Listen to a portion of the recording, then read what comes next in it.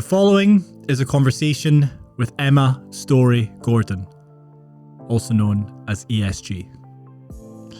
Emma is a lifestyle coach and a successful entrepreneur who's helped thousands of people transform their bodies, improving their body composition, and in doing so, allow them to live a healthier, happier, and longer life.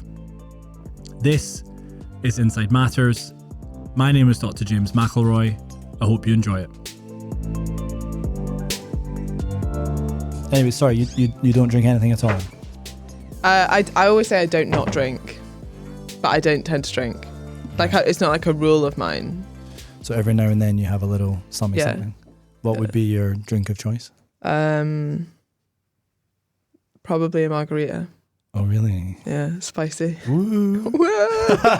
Like it's the most basic. It's quite basic. You were in Starbucks. What did you have in Starbucks? Oat latte. Oat milk latte, not a pumpkin spice latte. No. You see the kind of tracking going down. Next level basic. Yeah, you see the tracking going down. So tell me how you got into the fitness industry. I think I got into it from just, not being that good at school and then liking sport. So then my mum was like, no, obviously everyone should go to uni after school. That's what people do, right? So then why don't you just do sports science? And kind of like that's how I got into the fitness industry. And then while doing sports science, I became far less interested in sports science and far more interested in like health science and how exercise could improve health or longevity and in disease states as well. So particularly type 2 diabetes. And then what I really wanted to do, and still do, and maybe I will at one point, but was open a diabetes clinic and help people with diabetes exercise. But there was like a significant flaw in my business plan, which is that they actually didn't want to exercise or pay, shockingly, to have the pleasure of me exercising them. So that didn't really work. And then there were a lot of people that did want to work with me. So then I just focused on them. We should definitely, and we will talk more about your journey, but why do people not like to exercise, in your opinion? Because it makes you feel good, right? It makes you feel good, right? And I do think there needs to be an awareness of like, when you're very overweight, it's not enjoyable to exercise. It's not enjoyable to move. It's not enjoyable to do a lot of things. So I think a lot of the time it's like, yeah, sure, you get an endorphin rush from exercise, but it isn't the same for everybody. And I think there are quite a lot of barriers, or even just like feeling uncomfortable, or the gym being an intimidating environment for some people. And we know, right, that once you get in the gym and everyone's actually really supportive and people are all there for their own reasons, and most people looking at like the overweight person in the gym are like, that's amazing, like, well done for being here. But then you can interpret that of like, oh, they're judging me for being here, or I don't look the same as other people. So I think a lot of it's self-imposed, but I think the awareness that actually exercise isn't that enjoyable and sometimes quite painful, and often not modified in the right way for very overweight people to start, like having a starting point. Right. So if someone came to you and they were really, really overweight, what would you do? First of all, they've come to you, so that's a good thing, right? Yeah, huge first step. And I think, again, people don't appreciate that actually reaching out to someone for help. I mean, we often see it in terms of therapy. People are like, that's amazing that you've actually said, I have a problem, I'm going to go get help. That's a huge first step. That's a good point. But going to a personal trainer is quite similar for a lot of people. Like, weight loss is something that people struggle with their whole life. And actually saying, do you know what, I'm ready to make a change here, is a huge first step. So that's amazing. And then if someone is very overweight and they have, depends on their goals obviously, but they have a weight loss goal, then I would probably focus primarily on like walking and nutrition to start with, and then some exercise that they don't hate. And I think this is the other thing, it's unrealistic for everyone to love exercise, but you can certainly find something that you don't hate. And then actually as you lose weight and you realize, oh, there's actually quite cool things my body can do that I didn't expect them to be able to do, then often you fall in love with that process and you're like, oh, it's really cool. Like, you've obviously got your powerlifting background. Like, how amazing was it to be like, this is a weight that my body has never been able to lift, and I never thought it was possible to do this. Right. But that for someone else might be like, I don't know, doing a body weight squat or something like that. Like, it could be quite simple, but they're like, oh wow, now this actually feels quite good. Right. And do you tailor your advice depending on like, you know, how overweight someone is, or is it really just walking more and getting some positive or a negative energy balance? What is it, negative? Negative You want to energy. be negative energy Yeah. balance. If you want to be lose weight. positive energy balance. That's if you want to gain muscle. Yeah. So do you tailor it based on how they come in, or is it the same basic? Yeah, I meet people where they are and take them where they want to go, basically. So if someone comes to me and they're like already in great shape, but they want to push it to the next level, that's obviously a very different situation than someone who is coming to me and is like, I'm overweight, I've never done exercise, I know I need to do this for my health. Right. Where do I start? And that's, to me, much more interesting because there's a lot of barriers to break down and there's a lot of misconceptions to iron out. And I think people would be amazed at how little you can do and have this incredible impact on your health in terms of movement and exercise. And I've never fully been able to articulate this well, but the benefit that you get from, say, going from like 1,000 steps a day because you're very, very sedentary to 3,000 steps a day, which is still very low activity levels, is massive. Like that benefit you get is huge. But if you're someone who's like doing 10,000 steps and they're increasing the same amount, 3,000 to 13,000 steps, that health benefit you get is like pretty negligible, right? So whereas people often think of that the other way around, they're like, if I can't do a full hour in the gym, there's no point going. If I can't hit my 10,000 steps, no point doing anything. I'm like, there's actually even more point. Like the less active you are, the more point there is making that little bit of effort to do a little bit more.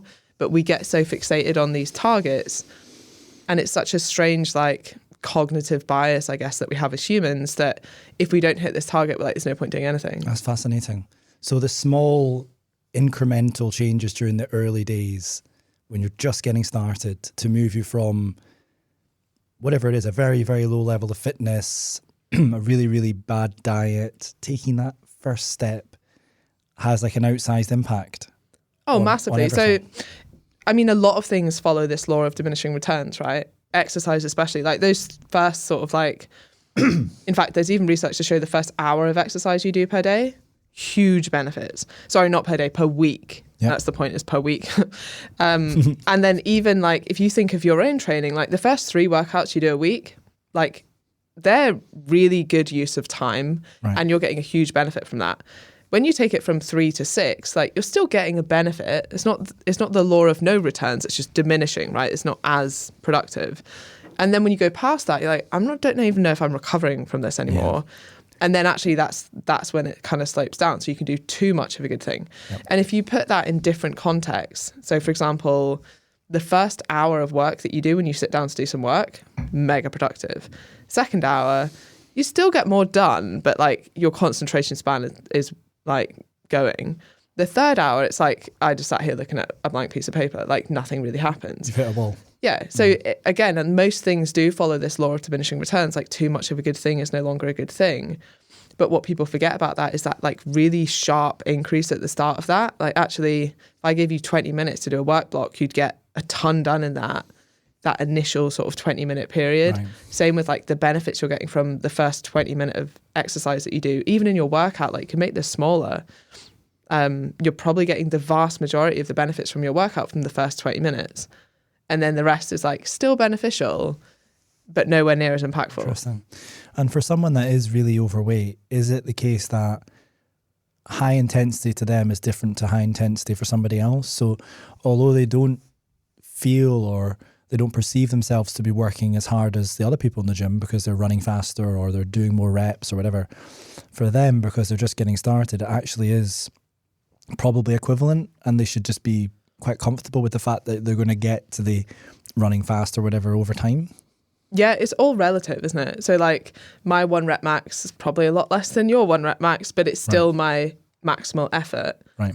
So yeah, like same with kind of HIIT training, like HIIT for some people might be walking a little bit faster. And for the listener, that's high intensity. High intensity interval training, yeah. We're usually talking about microorganisms and gut, liver, brain axis and things like that. I think most people know what HIIT is, but I'll just try and contextualize. So when someone comes into you that is overweight, we've talked about getting moving. What about the diet? And is there any optimal diet? Big question. Definitely gut microbiome. Definitely one that focuses on the gut microbiome. But interestingly, probably Mediterranean style diet. It's probably the same Oh, yeah. It's probably the same Yeah. thing, right? Yeah, Interestingly. exactly. And this is what's interesting in the fitness industry. So for listeners like who probably aren't in the fitness industry, we've gone very much, although you've maybe seen this on like mainstream media, towards calories are all that matter. Yes. And you just need to be in a calorie deficit. Now, there is an element of this that is true, as in you will lose fat if you're in an energy deficit, because fat is the body's primary store of energy.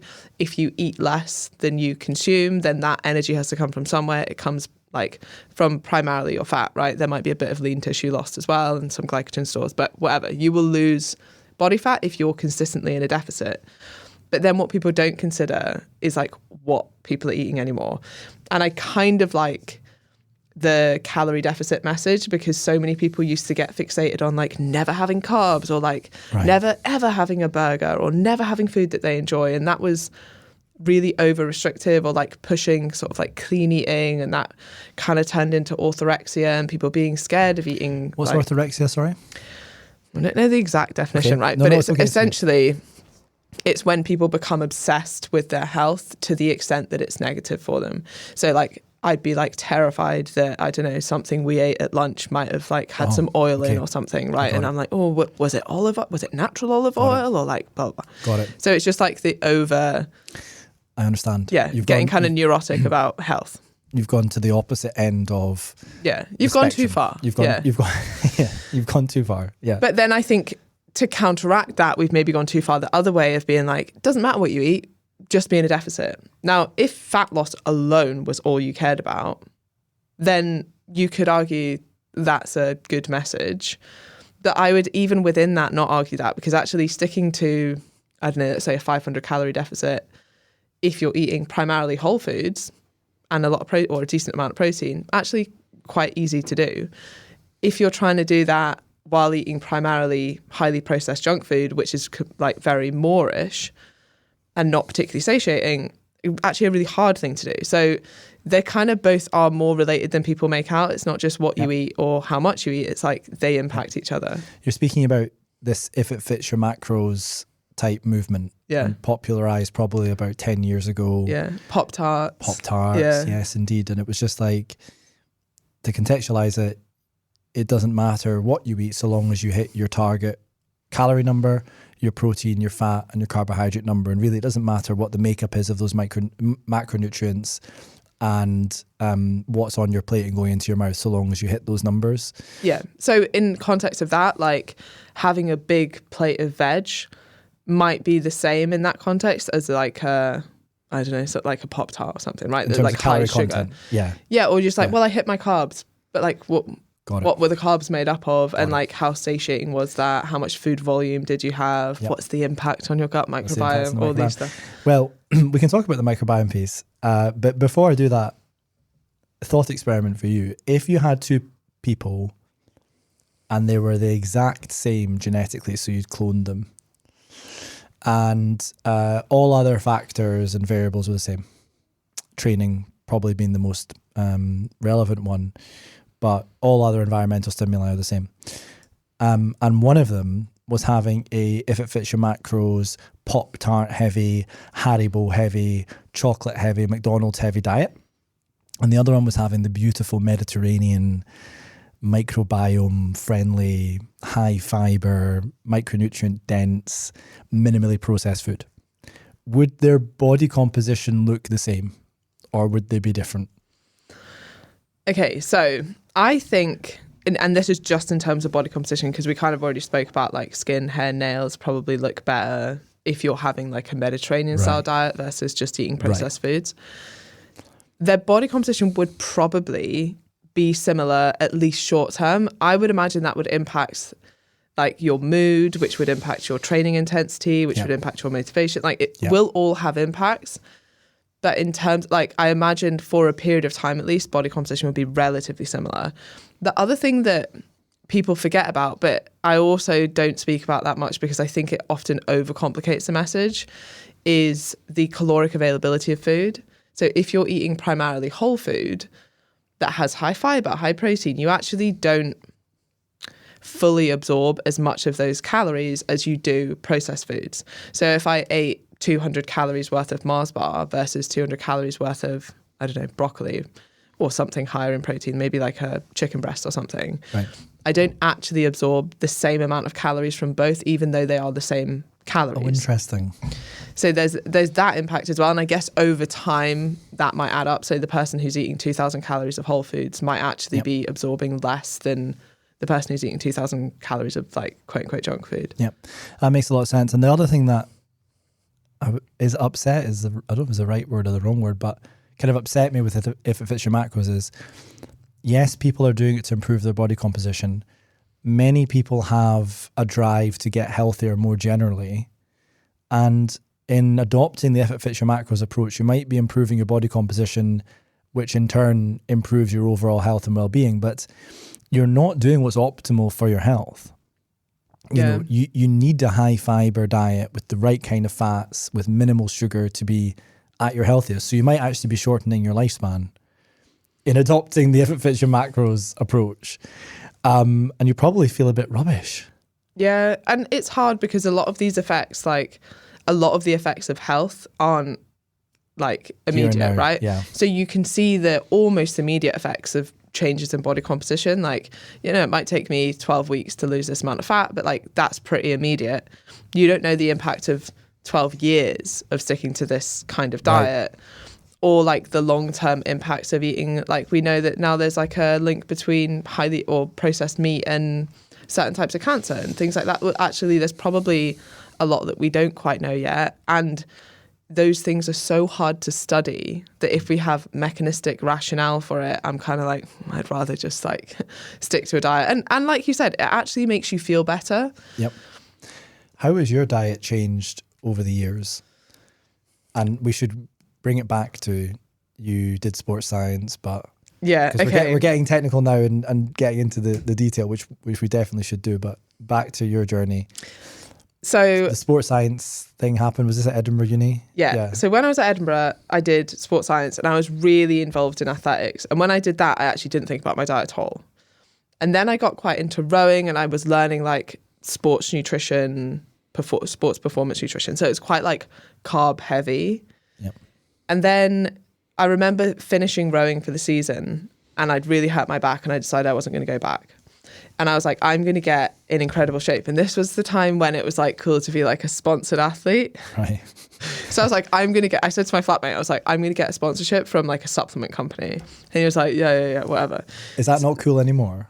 No. I don't think it's really, now it's more just like influencers who get that kind of stuff. But anyway, right. I was in when it was cool, right? Yes. So that you were sponsored by somebody. Hold on a second. Let me think about this. Why is USN? Yes. Was it USN? Yeah. Impressed. Yeah. It's in my head. So I worked with them for a while. Funny. Yeah. But the whole point was you had to be in shape, right? So all I did was cut carbs. Now, there's no like secret behind that. I just was creating a calorie deficit. But because it was such a huge element of my diet, and I've never been one that particularly likes being over analytical about especially food. I think it can, like, for some people it works really well, but for me it was never something that I particularly wanted to do. So if I was just like, well, I'm not going to eat carbs, it actually made it so much easier just to cut calories without thinking about cutting calories. So that's what I did. And then I got in shape and then I started doing a bit of like fitness modeling and stuff. And I went down that route for a while. And then I remember a really weird diet that I used to do called carb backloading. Did you ever do this? Yep. So that was great because you could basically binge eat and then say it was part of your diet. You're bringing back so many memories for me. Now, let me just think about this one. So the carb backloading was developed by this guy who was a physicist. Kiefer, yes. I can't remember his first name. Anyway. Can't remember either. And he said, well, because of all this hormonal metabolic stuff, you should have all your carbs at night. Do you know what though? I loved the science behind it, even though it wasn't legit. What was this? So is the science legit or not? I mean, because I don't know. So it kind of like it makes theoretical sense, right? So his whole thing was you don't eat carbs all day, so you're very insulin sensitive by the evening, and then you were meant to train before you ate the carbs, right? And the training improve your sensitivity even more increases insulin sensitivity, but also GLUT4 regulators would come, like, you know, would be more on the surface of the cell, which means that Yep. this was the theory. Those calories that you ate or the carbs that you ate would only go into your muscle, couldn't be stored as fat, right? Obviously. Yes. Because that's how it works. Because it'd be so sensitive, they just suck it all up. Yeah, Okay. exactly. So, okay. but what was interesting in looking back on it now is I was like, it was easier for me to stick to that because I had some kind of theory behind why it was working, rather than just being like, you need to be in a calorie deficit. I was like, oh, no, I have to be quite like strict with this because I need to keep my insulin sensitivity during the day, and then I'll train, and then at night, like, you know, I'd be eating like pastries and stuff at night. I was just about to say, I think he recommended pastries. Yeah, he did. Didn't He was like, one of them was like some kind of pastries. cherry pastry. I never managed to find it. I'm laughing so much because you've just brought back all these memories of me being at the Aberdeen University weightlifting club with all the other people that were there. We were doing the carb backloading thing. We trained really hard, and then we all sort of invariably went to the supermarket and bought these cream-filled, apple or raspberry-filled pastry things and just ate like 5 or 6 of them. Now, in hindsight, that is not a healthy way to live your life. No, absolutely not. And then I think actually, it wasn't so bad for us because we were already quite lean, could probably completely handle that glucose load, and we were obviously within like sort of energy balance ranges. Why I'd be really worried about it now or promoting it to people who kind of like weren't in that situation is that a lot of people struggle with binge eating or massively overeating in the evening, to the extent that it becomes like quite uncontrollable, and then to the extent that it can sometimes lead to eating disorders. That's almost the encouragement of binge eating. Like, restrict yourself all day and then eat as much as you want afterwards. Not healthy. Yeah. So carb backloading's a no. Probably not. Probably not. Not a Something good I should, one. no. But you were doing it for a while. What else have you tried? Everything. To be honest, not that much. I think I was quite lucky with who I was surrounded with. Right. And that I've got like quite a logical mind. I did read a book. I can't remember what it was called, but it was about this type 2 diabetic. And anyway, I got like really into this book, and I was like, I'm just going to cut all my carbs because this has changed this guy's life. And I remember being on holiday at the time, my mum being like, but Emma, you're not type 2 diabetic. And I was like, oh shit. Like, you know, when you get so sucked into something, I was like, oh, carbs are the worst thing. And like, obviously this guy, it did completely change his life. And I was like, well, maybe, maybe that's what I should be doing. And I guess it's just a good reminder to be like, you know, like think of your own goals or the own situation that you're in, because generic health advice is generic and it might not be suitable to you where you are. And that's why it's really hard to give out like good, solid advice. And like government advice is often criticized, but can you imagine how hard that would be to be like, right, the whole population need to do X is actually quite a tough thing. It would be hard, but could we do a better job? Absolutely. Okay, well, we should talk about how we could do a better job. I mean, one of the frustrations I think people have, and I'll use my dear mother as an example, is that sort of 1 week it's fat is just terrible for you. Don't have any fat. And I can remember when my granny was still around, it was don't have more than 3 eggs or something like that, or that was the thing at the time. And then it became sugar's really bad. I think probably sugar isn't great. And then it was like meat's really bad. And we seem to just sort of go through phases of, well, that's really bad. But is anything really that bad? Is there anything that we should just avoid at all costs? And why does it keep changing? Is it new research or is it? I think, honestly, if there was something that was really bad to the extent you should cut out of your diet completely, we'd already know about it. Now, I would say included in that is things like, do you need to be having processed meats? Yeah. I mean, in moderation, it's probably not the worst thing in the world. The other thing that people don't really like to talk about, but alcohol is also a carcinogenic. Like, people don't really like to hear that. And they're like, oh, but there's, good things in wine as well. I'm like, yeah, there is. But, if we're talking about these things, that comes much higher up than like eating bread now and again or something. And I don't really know why we feel the need to demonize certain food groups so much, because like that isn't the answer. And all the research suggests that isn't the answer. And actually it's the weight loss that benefits people when it comes to like health outcomes, almost independently of how they achieve that. Now you could go high carb or low carb.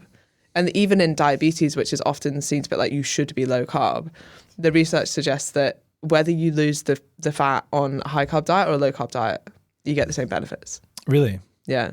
So it's the fat loss as opposed to the carbohydrate that's the problem.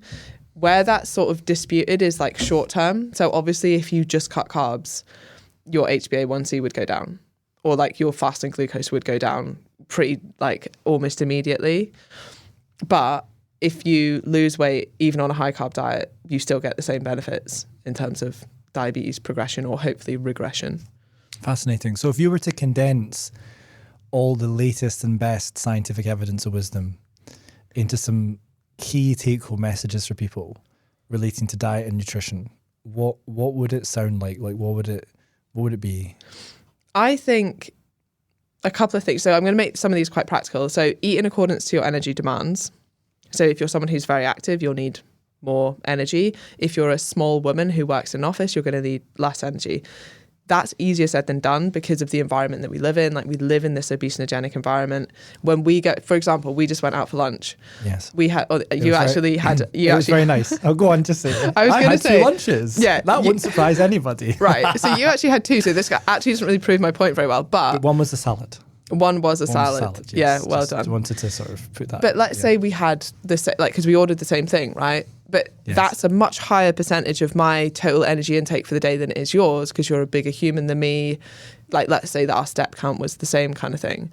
So actually being a small woman in the environment that we live in makes it very hard for you to actually stick to your energy demands, especially if you want to like eat out and not have to stress about that kind of stuff. Fascinating. Because the portion size is the portion size. It's not tailored to how big you are or how active you are and so on and so on. Yeah, exactly. And I think we'd get huge kickback if it did. If they were like, oh, you're quite short. Do you know what? You're only having one egg and you can have two. Like it would be this whole whatever. That I don't know if that one should feature in our government advice readout. No, maybe not. But what, the waiter like eyes you up and it's like, can I see your Fitbit? How many steps have you done today?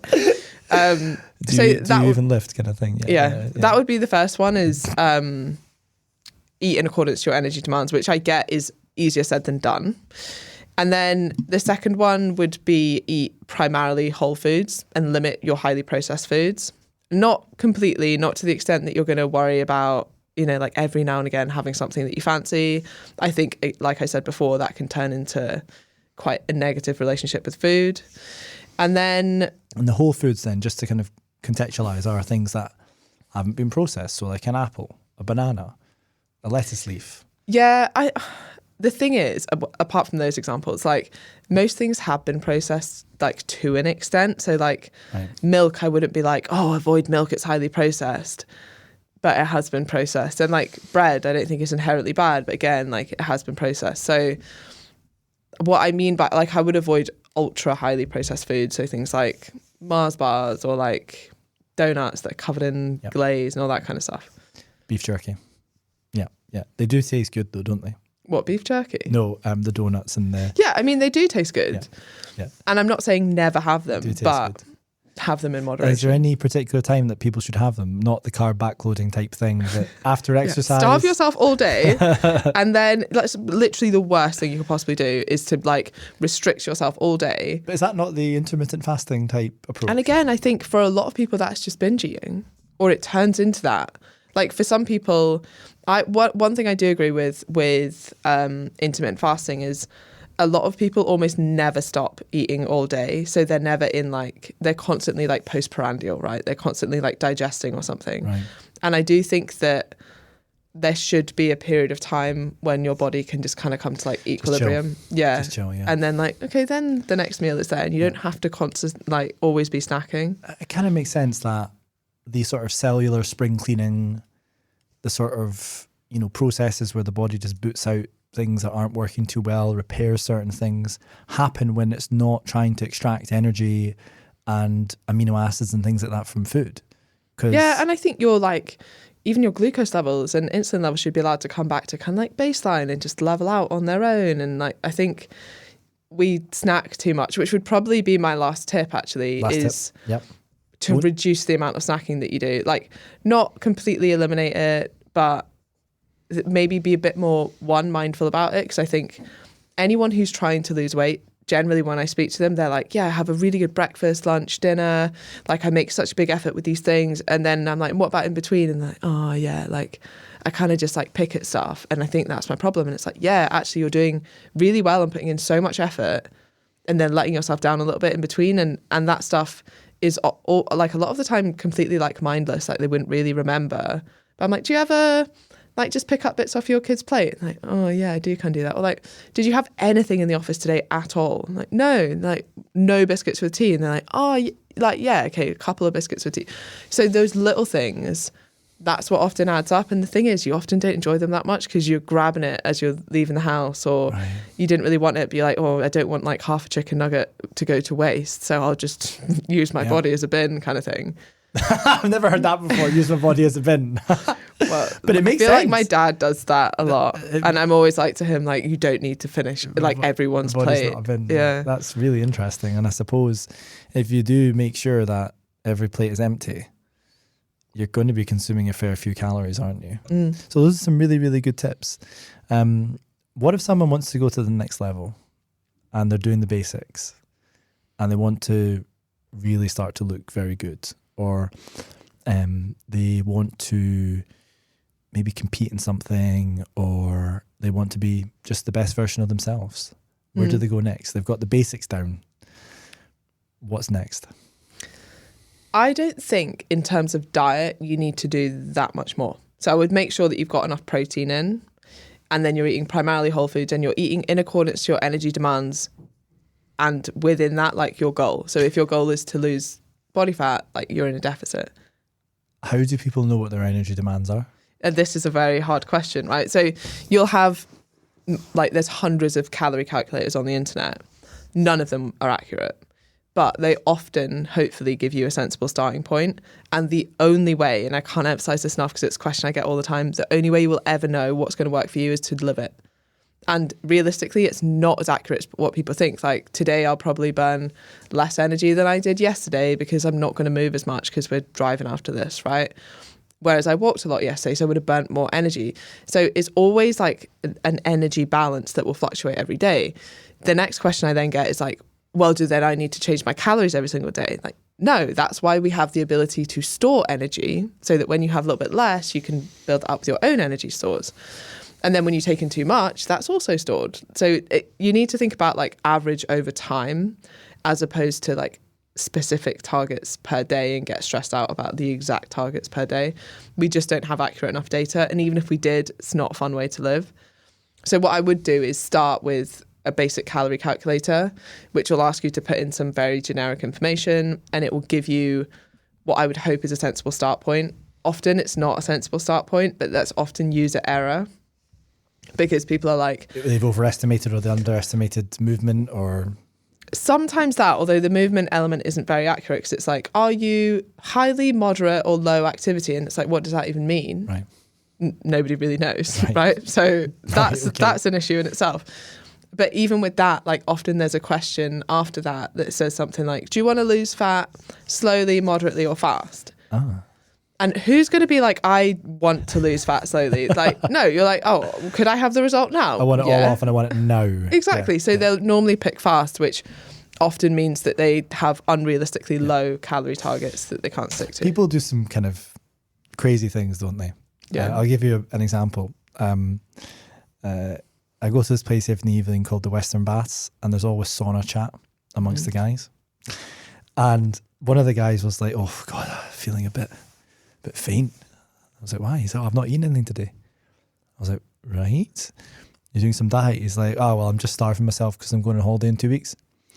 Nice. And I didn't bother saying, maybe you should have started 6 months ago. Yeah. But people, quite commonly, I think, they want to lose it as fast as possible and give themselves a very, very, very short window, right? It's like, oh, right, better start now. But really, the healthier way would be the slow and steady. Yeah. And what's interesting is that I work with primarily women who have yo-yo dieted their whole life. And the yo-yo diet means you go up? Just so you go up, you go down. Basically exactly what you've described. They're like, oh my God, I've got an event coming up, so I'll drop my calories to 1,000 a day. And then they end up massively overindulging after that because they've over-restricted. typical kind of like yo-yo pattern. And does that explain why so many people are quite successful in losing weight sometimes, but then they go back up so quickly? Yeah, and I think that part of that is the definition of what a successful diet is.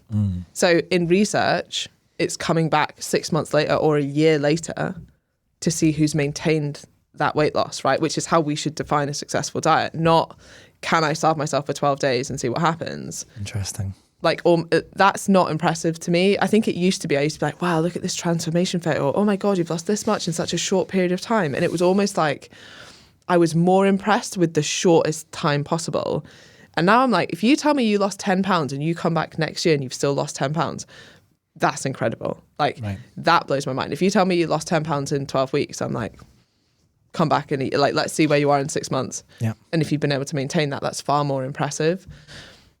So I think one of the ways to get around that yo-yo dieting is to point that out to people, that if you go over restrictive and you yo-yo diet, you actually tend to make the process take longer because you have to start and stop again. And actually you're just going up and down around the same level. Yep. Whereas if you take it slow and steady and you're consistently coming down, it's slower per unit time, but you're getting the result that you can actually maintain as well because you've learnt the process along the way.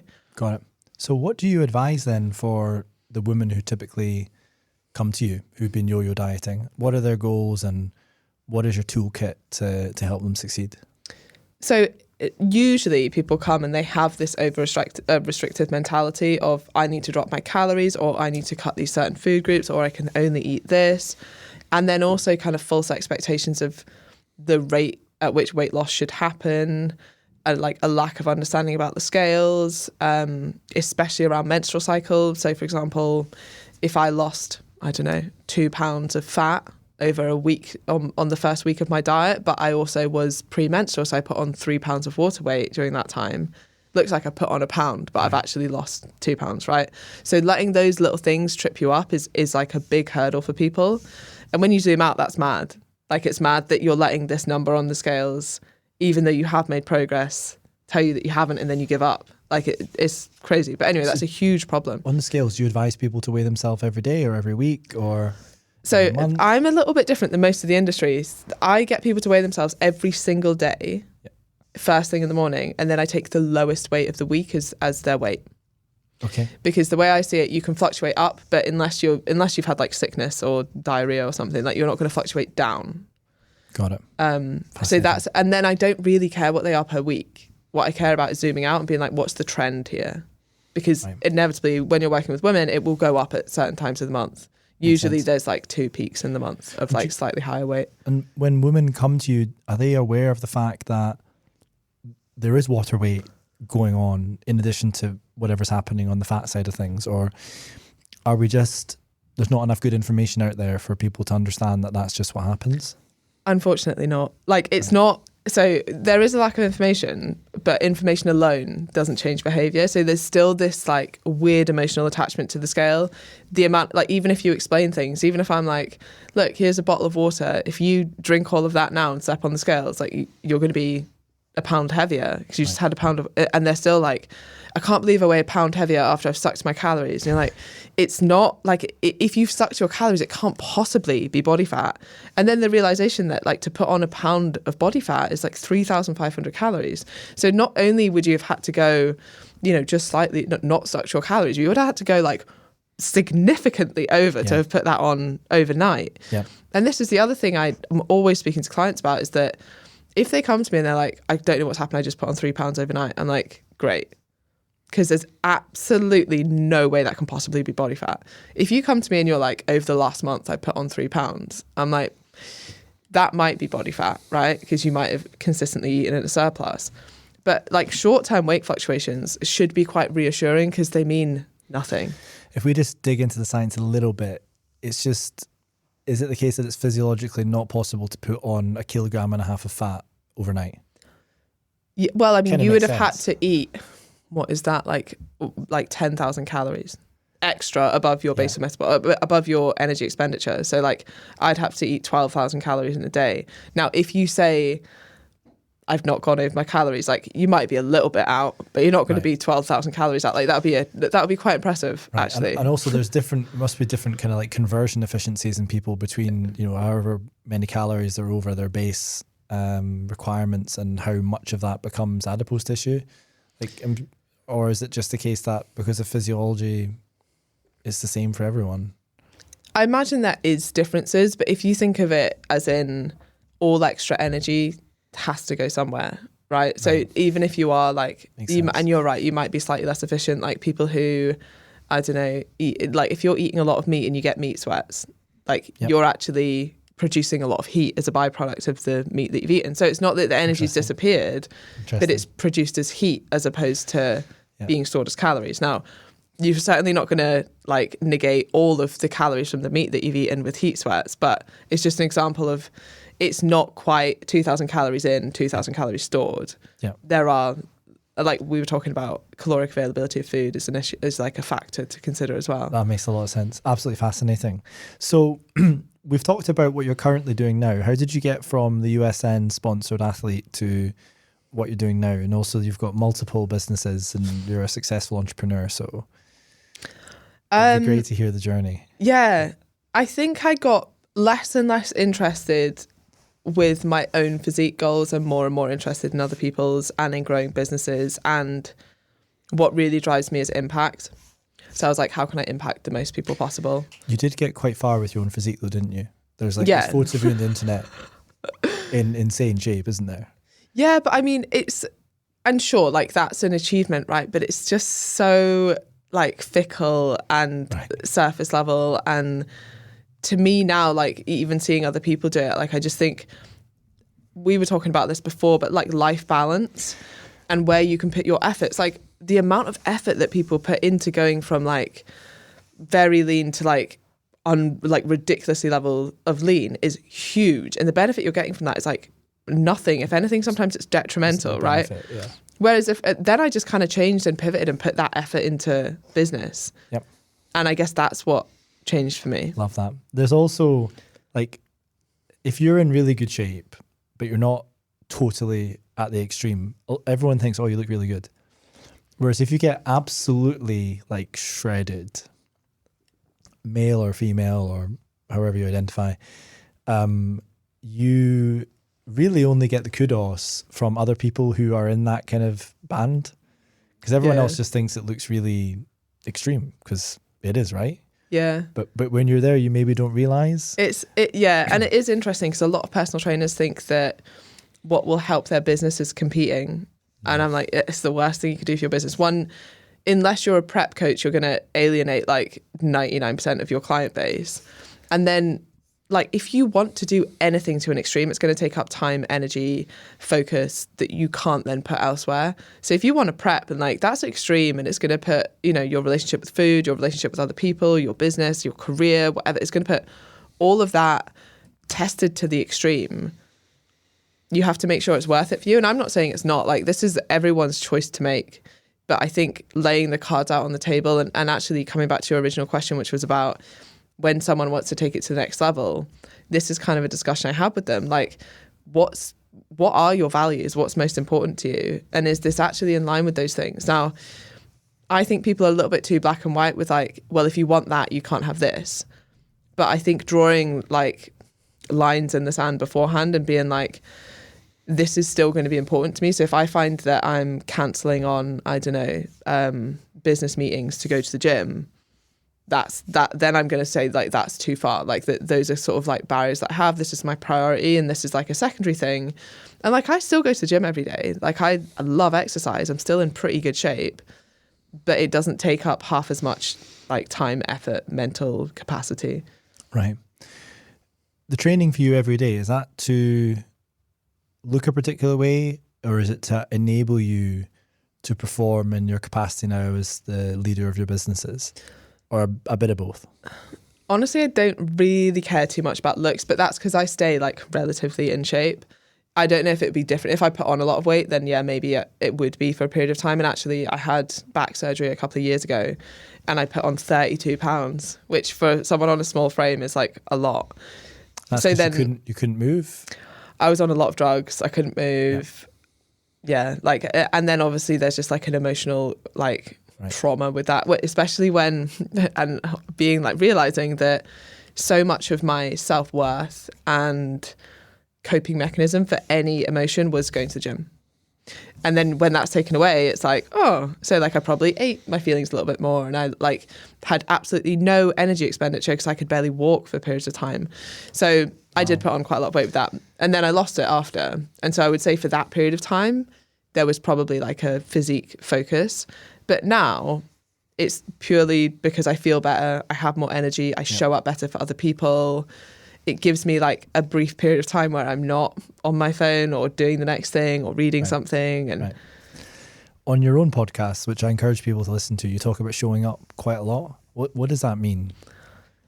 So I think I talk quite a lot about like how you show up and how important that is. And in different contexts for different people, it will mean different things. But it could be like the mum who's showing up for the family, or like how they show up for the family. So it's not just about like being there, but it's how you are there. And actually, you might find this research quite interesting. It's kind of about placebo effect, and it's a story I tell personal trainers quite a lot, because they're often like, I'm showing up on social media, why am I not getting results? Or something along those lines. And actually, we were speaking in the car, and you were like, couldn't someone just like steal all your ideas, or like take all your workouts and like just do this stuff themselves? And I'm like, yeah, they could. And I don't hide anything. Like, if someone wants to do that, they absolutely can. And actually, a lot of personal trainers do my courses, so they probably do to an extent. But it's not just what you're giving, it's how you deliver it. And a really interesting study on this was they had two doctors, and they gave everyone in the group like a histamine shot. So they had a small allergic reaction. And then they gave them a treat. Well, one half got one doctor, one half got another doctor. Now, the first doctor was a medical student, didn't really make eye contact, was like a little bit nervous, like was fumbling with the blood pressure cuff. And then they put this treatment on this little histamine shot. Then the second doctor came in and was like Harvard Medical School, was like made eye contact, very warm, very competent, no fumbling with anything. And they just said like, this is some treatment. It's going to help you with this rash that you have now. Now, what was interesting is the first doctor, there was no impact of that treatment whatsoever, no benefit. The second doctor, there was this reduction in redness and soreness from the rash. And then to put like another layer onto this, that was a placebo treatment. So there should have been no impact from either. So just how you show up and how you deliver. And I talk to personal trainers about that, and I'm like, that's like your training program. That's like your nutrition advice. If I gave two people the same advice, but one of them I was very sure, very competent, very warm, I listened to them, they felt heard, versus another one where I was like, no, just do this. It's on a Word document, go away. It is like, it might be the same information, but because it's applied in such a different way, it has a very different response. Love that. So what do you do to show up at your best every day? Exercise. I could also tell you what I do, but let's hear. I think yours is more in depth. So I do have a little morning routine, but it's very chill. It's like I get up way earlier than what I probably need to get up. So like that first hour of the day, I like just to me. What time's that? Just out of interest? 5:45. And then I go to the kitchen, put on the kettle, and while the kettle's boiling, I do 3 sets of 10 pull-ups with press-ups. Oh, this is more intense than me already. Yeah. That's fine. Yeah. And then I get my coffee and I sit down, and I usually 3 write. sets of 10. Yeah. Damn, man. I know. Yeah. I know. This is impressive. Yeah. Nice. And then and that's actually how I measure my physique as well. So I don't weigh myself anymore. Would mean nothing to me anyway. But I'm like, if I can do 3 sets of 10, there's no way that I'm overweight or like out of shape, Right. you know? So that's like my measure. It's a great indicator. Yeah. Or even when I'm a bit ill, I'm like, can I still do my pull-ups? And when I can't, I'm like, no, it's like today is like a day off kind Let's of thing. chill. Yeah. Fascinating. So we're now at what, 6 something? Yeah. I mean, that takes me like 15 minutes. So like, yeah, 6. And then from 6 until 7, half 7, depending on my concentration span, I'll just usually do more like of the creative side of stuff, like try not to open emails until like closer to 7. Right. And then at half 7, I go to the gym with my flatmate. And then we're back at work by 9. And you're ready for anything. Yeah. I like it. Mine is kind of similar. And it's pretty much the same in some respects. So waking up very early, it's classic. Going to bed early if possible. just feel really, really good. If I can get to bed 9 or 10 o'clock, feel really good. 11 o'clock, 12 o'clock, 1 o'clock, not feeling good at all. 2 o'clock, doesn't happen very much anymore. When I was doing the doctor thing and trying to build a company at the same time, there was a lot of that. And in hindsight, it was just doing me no good. I wasn't really showing up at my best. I was showing up and just naturally, I think, have a lot of energy. So I was coming across reasonably well, but wasn't showing up at my best. So get up early, try and not look at my phone. As of yesterday, I've just invested in an alarm clock, which will allow me to remove my phones from my room. Wow. So thank you very much. Yes, I'm looking forward to that because my phone has been my alarm for a long time. I've got 6 years of tracking my sleep on this alarm app. And it's really, there's some interesting things. I don't mind sharing them. I can tell you where in the world my sleep is at its worst. Ibiza. By far. Like you can see it on the graph. It's really funny. I didn't know you could see like locations. You can on Sleep Cycle. Oh. Yeah. I mean, maybe I can get it up now and take a look. It's really funny. Apparently when it's snowing, I sleep better. Oh. Yep. Do you think that's because it's cold and you've got like the big duvet on? I think there's an element of that. I really do. So how do I get it up? And if you were in the UK, it's just dark, isn't it? Because like in the summer, you're waking up at whatever 5, but it's already light if you're Dundee, Aberdeen way. No, you're right. I'm trying and then in the winter, it's like doesn't get light all day. Okay, here we go. Okay. Apparently, I sleep at my best in Saffron Walden. I don't know where that is. I don't know. Crawley, Vienna, Paris, and Rome. And I sleep at my worst in Ibiza. Second, Berlin. Standard, yeah. Third, London. Affected by weather. Snow makes me sleep better. Rain makes me sleep better. Clear sky, I sleep worse. So that's really... But it must be the look at impact. that massive red bar for Ibiza. Wow. It's like, It must be the impact of the weather on even things like when you go to bed. Like if it's cold, dark, rainy / snowy outside, then it's fine going to bed at 9. There's an element if of it's that, still light in the evening, I'm like, I can't go to bed. Yeah. No, it's difficult. So, and then it's varied over the years, but typically it's a walk and a stretch at the moment. Sometimes it's training, but the challenge is that I like, and we're talking about this in the car, like the plate loaded machines. I've done the powerlifting, but had sore knees, sore hips, sore shoulders, sore everything. And when I moved to plate loaded machines, all my pain disappeared. And a lot of, so for example, with shoulders, I don't really do much on the machines, but I do a lot of the cables. And I don't have really any pain. I also do loads of yoga now, and that's been really good as well. So it varies between training in the morning, training in the evening. There's always a walk to kind of clear my head. Try not to look at my emails. Also try not to look at emails before bed, although it's very difficult. Because then it seeds your thoughts and you're like, oh my gosh. So something I do is like a brain dump before bed. So what is that? Sorry? You just literally do a brain dump and you just write everything. Yeah. Or interesting. Or like plan my next day. So what needs done the next day, because then I feel like you can just let go of it. Otherwise, I think one of the biggest fuels for anxiety for me is if I'll forget something.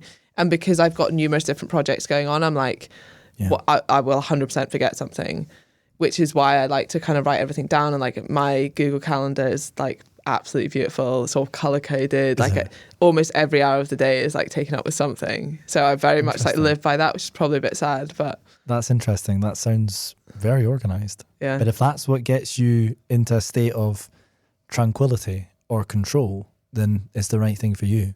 What about the rest of your day and the rest of your week? How do you arrange your clients? How do you arrange your food? All that kind of thing. Because you've got so many years now of being in good shape and also helping lots of other people. So how has it impacted on your own routine?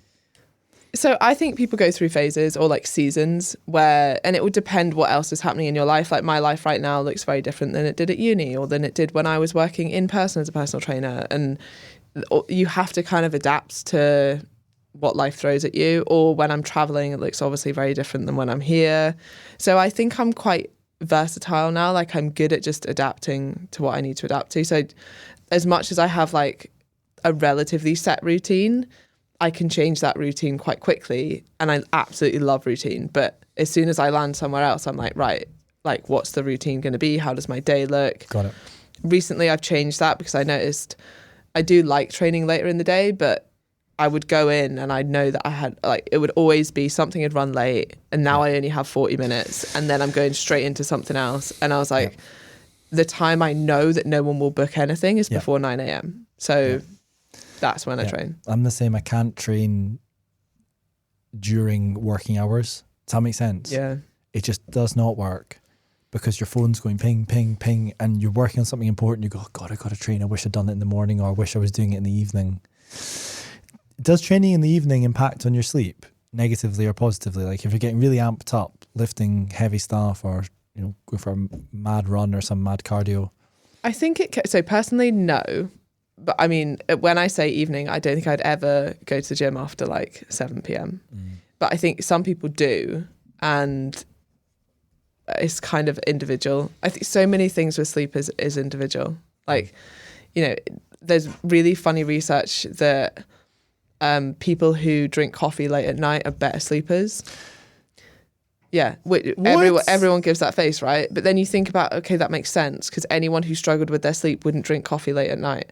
Anyone who doesn't struggle with their sleep would be like, yeah, I'll have a coffee, because they know that it's not going to impact their sleep. Whereas people who are like, I always really struggle, I don't have caffeine after 12.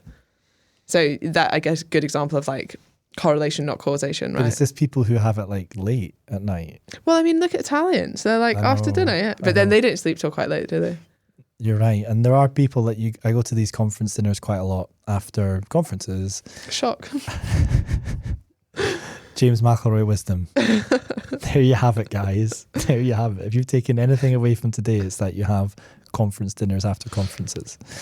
And people slam it down at like 9 or 10 at night. And I'm like, whoa, I don't know if I could do that.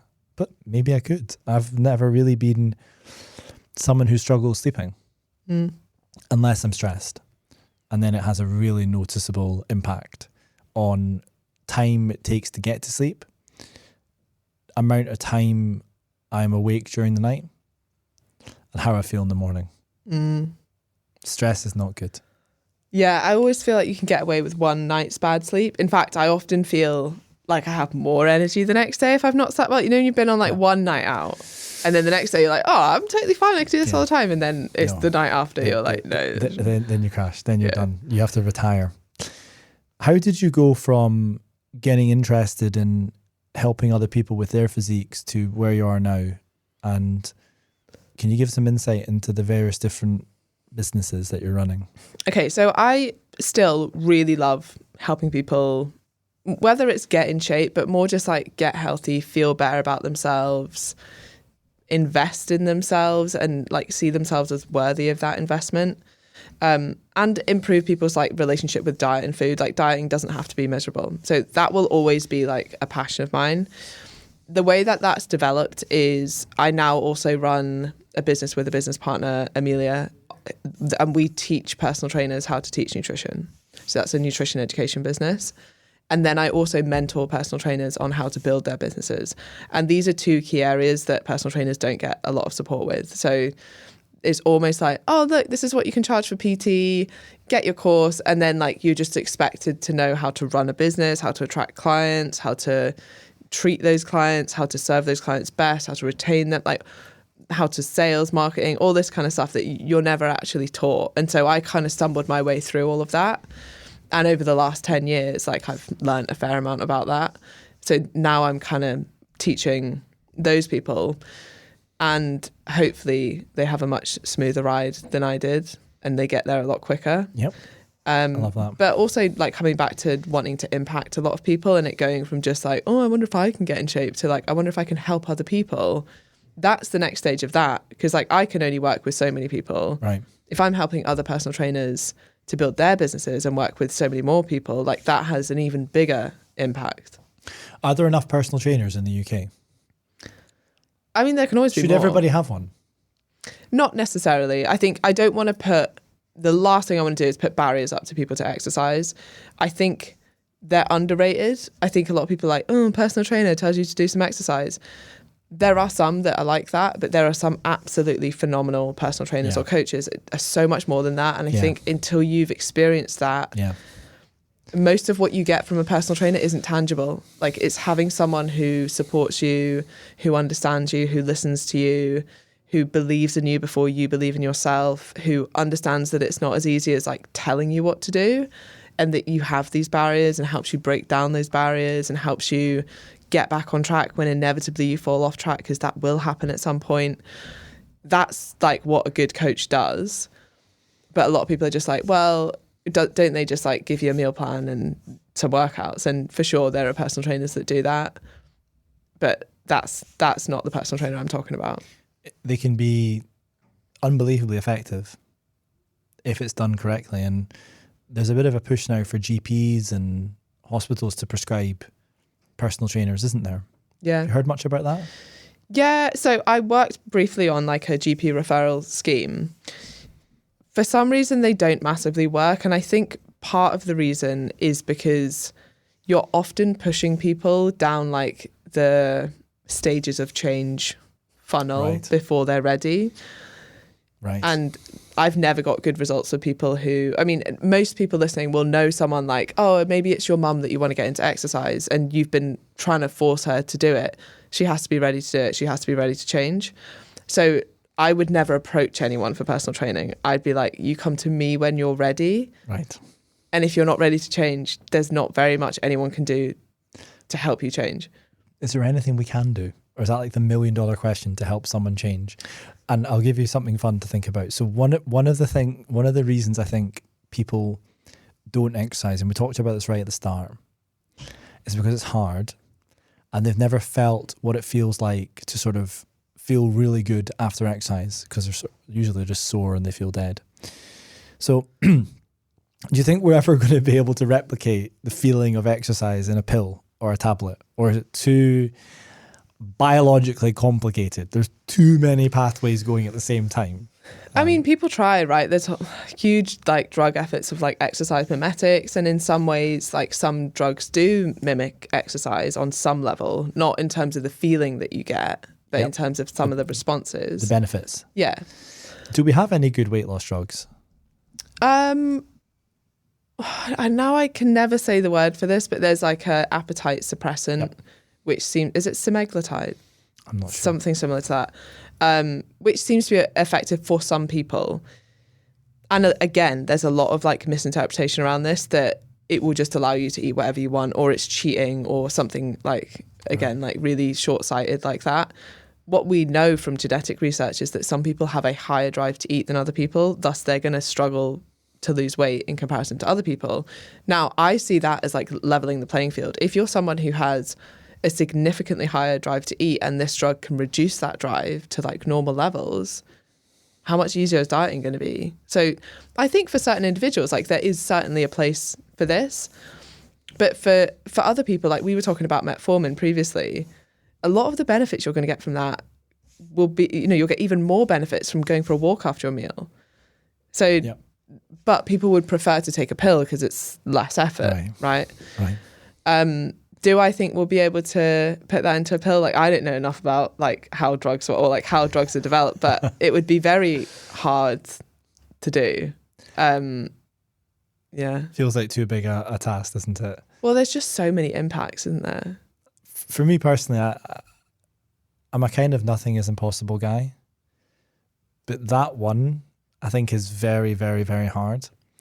I read some research recently and it kind of made me laugh a little bit. It was in animal models and it looked at all these sort of novel longevity compounds and molecules and drug candidates.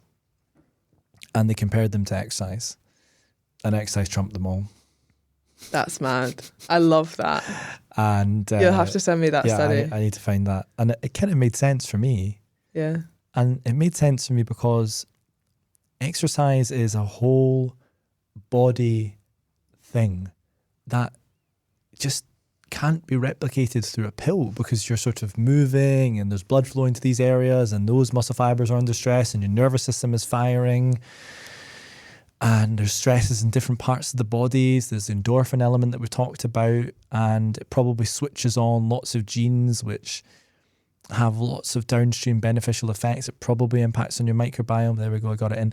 But no, seriously, I just find it not impossible, but highly implausible that a pill would be able to do all of that. Maybe And if I it had think little we don't robots, need it to, though, little right? robots inside, and the robots go on and switch things on and do things. I don't know. I mean, I could maybe, it wouldn't be a pill, but you could have like electro stimulation.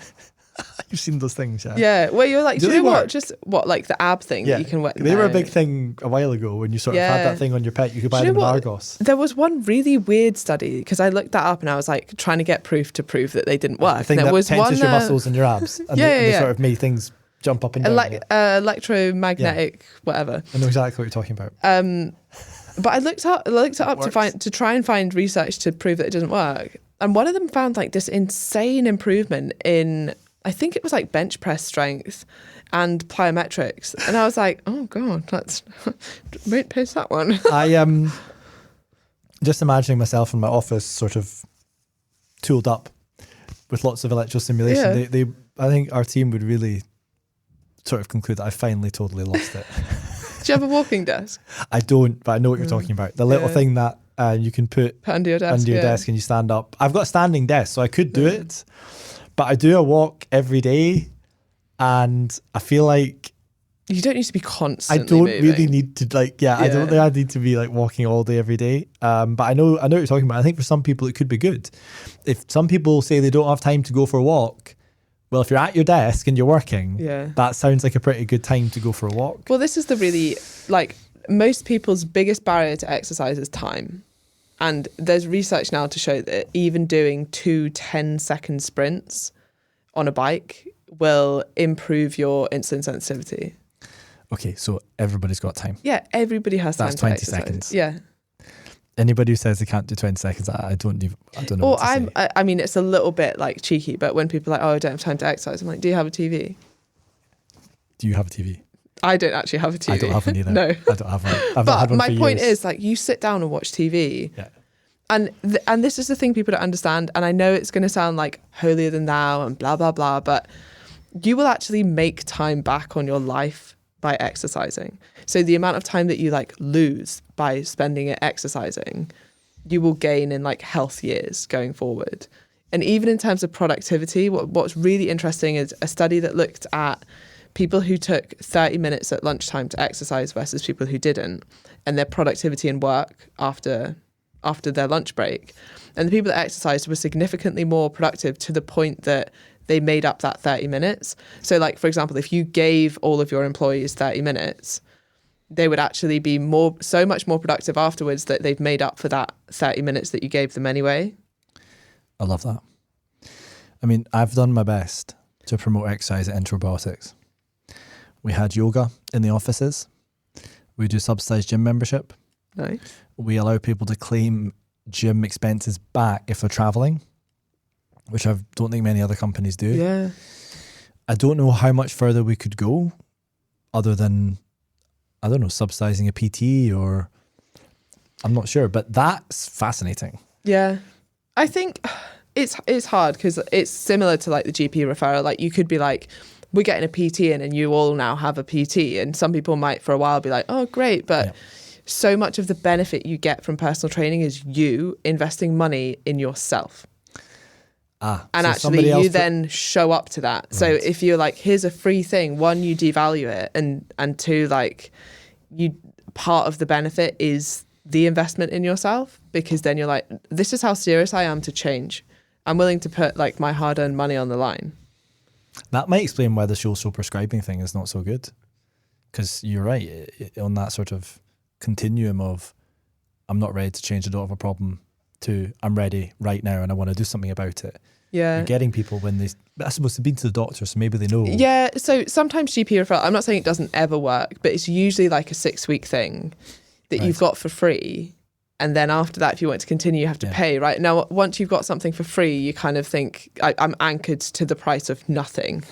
So now you're asking me to pay whatever it is for this personal trainer. And realistically, you can get crap personal trainers for, depending on where you live, £20 an hour. Yeah. If you're very good at what you do, you end up charging more, right? So Like then you have this experience of like, yeah, Same exactly. thing. Yeah. I mean, anything really. Makes a lot of sense. So, what are some of the most dangerous myths at the moment that perpetuate within the fitness industry? Okay. Well, I'm interested to hear what you think on this one as a doctor. Okay. Have you heard of the fat doctor? This is what she calls herself. No. No. I do not know who that is. Sorry. So she's got a very big social media following, and her whole message is that storing too much body fat doesn't have any impact on your health. And Sorry, actually, what? yeah, no. I have to quote a tweet because this is amazing. She basically claims that we would have evolved by now to deal with that amount of. Who sent me this? I'm struggling a little bit with how this argument could be constructed sort of robustly. I mean, it kind of can't. I think it plays a lot on like weight stigma, which is real, and emotive elements of people that are overweight. And the way that I like to approach it is like, I don't really care how people look. If they want to look a certain way or if they want to be overweight, then that's their choice. I mean, if anyone wants to be overweight, that's your choice, right? No one's telling you what to do. Sure. But equally, to say to people that it won't have a negative impact on their health, especially as a doctor, like I don't understand why that's not like malpractice. Yeah. I mean, it's sounding a bit dodgy. I don't know. I have not seen that before. I'm not going to lie. Yeah, well, actually, there's quite I can see why that's very controversial. There's quite a big movement, like the health at any size or like fat acceptance kind of movement. And I think that's quite dangerous. Yeah, that does sound pretty dangerous. Especially when you have people of that, like who are you going to listen to on the internet? Yep. Me, personal trainer, yep. Or a doctor. And 9 times out of 10, I'd say listen to the doctor over someone else that you're following on the internet. But in that situation, it's like someone with that level of like prestige giving such an awful message. Yeah, that's not good. I'm really struggling with that a little bit. I don't know about the malpractice thing. I as you know, I'm quite far removed from that now, but it's sounding a bit dodgy. So there's the fat doctor. Is there anything else that's comes to mind that might be quite interesting to talk about? They're probably all like a little bit controversial. Yeah. So the other thing that's very big is intuitive eating. Have you heard of intuitive eating? No. So I'm quite far removed from. I used to be very up to speed with all the diets and wrote a couple of articles for Elite FTS and just was really deeply fascinated and interested in it. And then I found a new fascination, which was gut health and the microbiome poo. Yeah, exactly. How do we take this? I guess what's largely a waste product, but that's really a treasure trove of therapeutically active living cells. I mean, 50% of your stool is bacteria. 50% of the biomass that comes out of you, however often you go, are bacteria. The colon is the most efficient fermenter system in the known universe, right?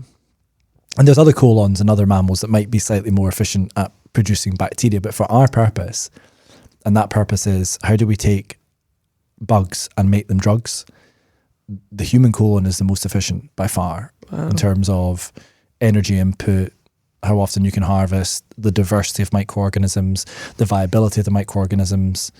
It's just incredible. Our man-made structures are just not as good, which is why I'm so passionate about, let's try and make this as scalable and as safe and as effective as possible. And one day we can maybe deconstruct which elements are more important than others. And one day we can maybe move to some sort of synthetic, cultured, grown, starting master cell bank or whatever. But for now, it's about let's harness the power of stool Sorry, we've gone really off piste. That's all right. We were talking about something else. I've actually forgotten now because I've gone off on a spiel there about. I think we were going to talk about if you'd heard of intuitive eating. Intuitive eating, yes. Sorry. Okay, back to intuitive eating. Which actually I won't speak too much about, but essentially is a bit confusing because intuitive eating isn't just eating intuitively.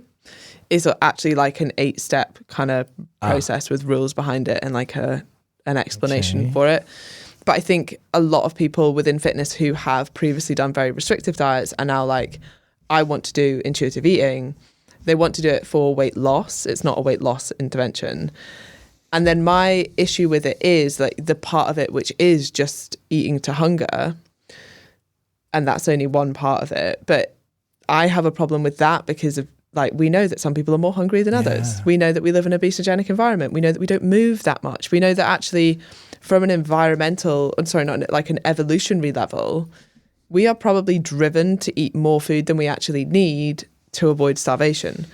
So if you are just eating to hunger, I don't think you're going to be eating in line with your energy requirements. Hunger's probably okay.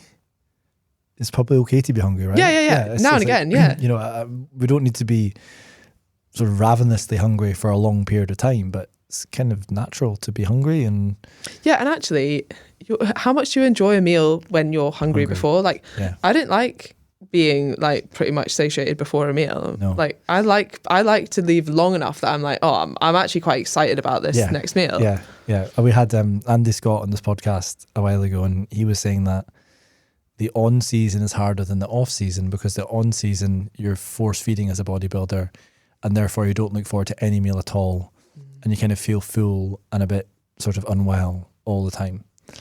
Now, each to their own, and I think it's incredible what these people do because it must take such mental fortitude and commitment to basically only feel good for 1 week of the year. Which week's that? It's the week in between. Yeah, I was going to say, because it's certainly not on stage and it's certainly not like mid-off season. What Andy was saying, I think, was it's the week between the on and the on and the off, or the off and the on. It's that break that they have where they've done the show and they're about to start bulking up again, where they're not restricted in anything and their hormones have started to recalibrate. That does make you think, I mean, is it worth it? Well, if you only feel good for 1 week a year. For someone like you or me who's got other interests, like you want to build a big business, I also want to build a big business and develop a new medicine. My priority is not to be in the best possible shape I can possibly be all year round, or even just for 1 week of the year. My priority is, how do I stay as healthy and as fit and as strong as I possibly can so that's an enabler to my life's mission and vision for how I want to change the world. And of course, there's certain times of the year where you probably want to be looking at your best, the holiday being the classic example. But what I found is that my performance at work is at its best when I'm pretty much in my best shape. And when I'm doing everything right, as if I were doing like a really strict diet. Yeah, and I think that's partly because you think about it less then. Like I say this all the time, I'm like, it's actually easier to diet when you're busy because there's no time to like sit and overeat in the evening. It's like, okay, well, I've got now 20 minutes to eat my lunch and I already prepared it because I knew I'd only have 20 minutes and this is what I'm going to have. And you don't think about it. You're just there enjoying it and then you move on to the next thing. Whereas if you've got like all day to kind of faff around and make stuff and like, it's a lot of decision fatigue that piles up with the decisions that we make around food. And so I like to be quite like structured, at least during the day. I'll maybe like change it up a bit for dinner, but during the day, like I think having a routine is certainly a bit of a superpower. So do you eat the same thing roughly most days? Most days, yeah. What is that, just out of interest? So breakfast is not that great. It's normally like 2 pieces of fruit and a protein bar. Okay.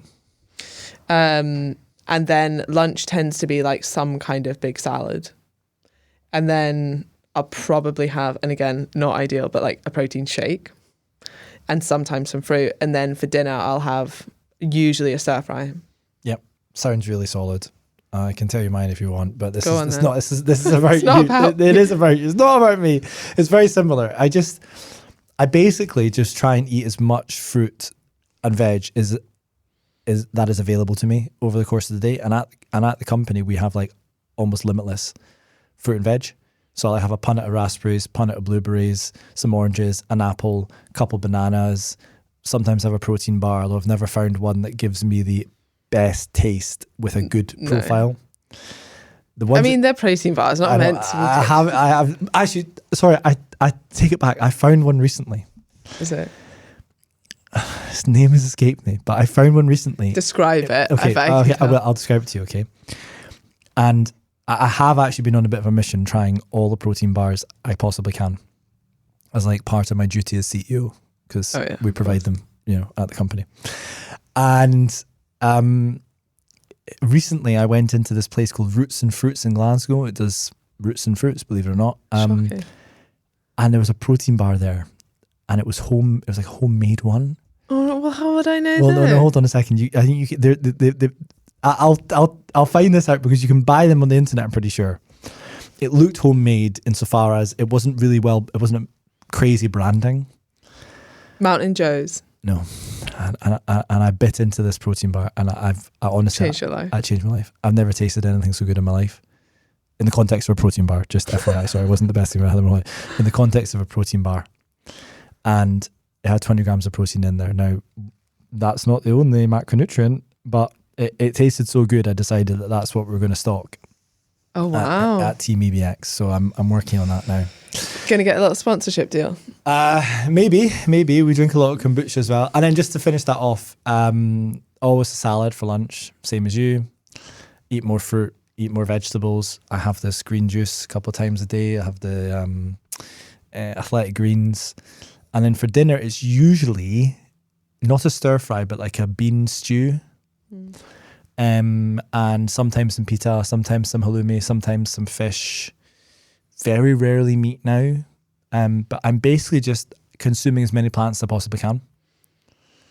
Yeah. And it makes you feel really good. Yeah, I don't eat half as much meat as I used to. Man. Plants. Plants are just so good. Why are they so good? Seriously. Honestly, ask anyone that's done the plant-based diet for a while. Ask anybody who's eaten as much in the way of fruit as they possibly can and veg for a period of time. I guarantee you, they'll tell you they felt better. So, I have no doubt. Yeah. So if the government advice, and we talked about this at the start, was eat as many plants as you possibly can. The challenge obviously is cost as well, because it's actually quite expensive to do that. Yeah. Then I think we'd have a population who was looking and feeling better. I'm not sure the Glaswegian diet is very fruit and veg friendly. No, it doesn't seem to be, does it? But do you know what? Big on the Greggs here. Big on the Greggs? Yeah, like every Greggs I've walked past, there's like a queue outside the door. I can't remember the last time I went to a Greggs. I mean, I didn't actually go in, but yeah, there seems to be quite popular Someone here. told me recently that they watched this video of an American influencer that was in Greggs, and he was like, I'm in this really cute pastry shop. It's called GR Eggs. I absolutely love that. It's called GR Eggs. It's really cute, guys. Apparently that's what he said. Anyways, the best thing for your microbiome is to eat as many plants as you possibly can, and fermented foods. The kefir, the kimchi, the kombucha, sauerkraut, all that really good stuff. Just eat as much as you can. And really, are you going to go over your calorie limit just eating loads of fruit and veg? Good luck on the sauerkraut. Try and eat as much sauerkraut as you can. It's probably going to be pretty hard, right? It's going to be pretty hard. Anyway, sorry, bring us back to you, Emma, because you're the guest, and I just get carried away when we get to microbiome stuff and diet. I like it. I'm sorry. I had a list of questions which I've not even looked at. God, that's how good we are at chatting. And given that time is now, I suppose, running quite short, shall we just talk about a few of these things? So one of them is you work with a lot of women who are menopausal or post-menopausal, so they're not... Peri-post, yeah. Peri-post. And pre. Just women, generally. You work with a lot of women. Yeah. So does any of the advice change as women are going through the menopause and post-menopause and so on and so on? So everything becomes more important.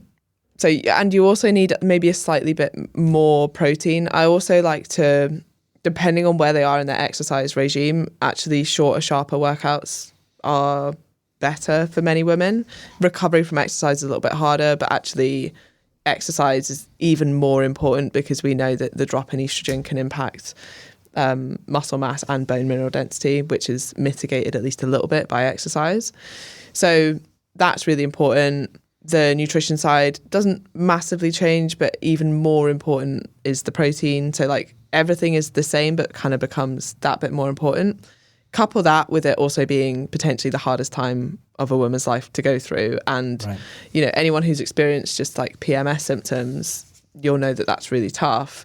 Now imagine that like on steroids times 100 and fluctuating estrogen levels that don't fully make any sense. So you don't know exactly when it's going to happen. You often get a lot of side effects like lack of sleep, which can also impact hunger, which can impact mood. Estrogen can impact, or drop in estrogen can impact mood as well. Hot flushes, like there are a whole list of symptoms. The most important thing to me is to treat the person, not the disease or the period of life that they're going through. So if I treated every perimenopausal woman the same, it would be ridiculous, because actually some clients I have kind of sail through the period and don't have that many side effects at all. Other women, it is deliberating and completely changes their life for a period of time until they maybe go on HRT or maybe like things settle down for various reasons or various treatments. But it really depends on the individual and what symptoms they have and how they're coping with them and how I can help support that. I mean, again, like the number one thing to do is focus on lifestyle changes. That's like the first port of call. But you're asking people and to those lifestyle prioritize. changes are what we talked about earlier, right? Yeah, or just like diet, essentially diet and exercise, right? And getting in enough sleep and like looking after yourself a bit, getting in enough exercise and movement. But it's also simultaneously potentially the hardest time in your life to do that. Right. So that's tough. You can see how that is a challenge. So maybe a good time to find a trainer like you who can help, right? And who understands. No, that makes a lot of sense. Do you take any supplements? I take vitamin D. I take fish oils. I take creatine. I think that's it at the moment. And then protein, which I don't really see as a supplement, but I guess. These are the most evidence-based supplements? Like, should everyone be taking creatine in your opinion? Unless there's a specific reason not to, like significant kidney or liver issues or something. But even then, I would just speak to your doctor first. Right. Again, like it's not essential, but could you ever get like saturated creatine stores without taking creatine? No, you'd have to eat like a ridiculous amount of meat, which then would impact everything else you could have in your diet. You're not getting them from the plants. You'll get, so this is what's actually very important. If you do have a primarily plant-based diet, or you've reduced the amount of animal products that you're consuming, taking creatine has a huge benefit, and not just from a building muscle standpoint, but actually a cognitive benefit. So they see that in vegetarians, people who take creatine have increased cognitive ability. I think that's saturated in people who are meat eaters generally, in that when they take creatine, they don't see this elevation in cognitive function, essentially meaning that vegetarians probably have lower cognitive function if they're not taking creatine. You don't take creatine, do you? So interesting. I actually just judging by your facial expression. I'm very animated, and I think that's so interesting, which is why I'm being animated. I do take creatine, but I'm quite sporadic with it. And when I do, I tend to take like 10 grams, which is double the 5 grams, but I'm also much larger than some people and da-da-da-da. But I had never thought of creatine as a cognitive enhancer. I'd always thought of it as a kind of musculoskeletal performance enhancer in some respects.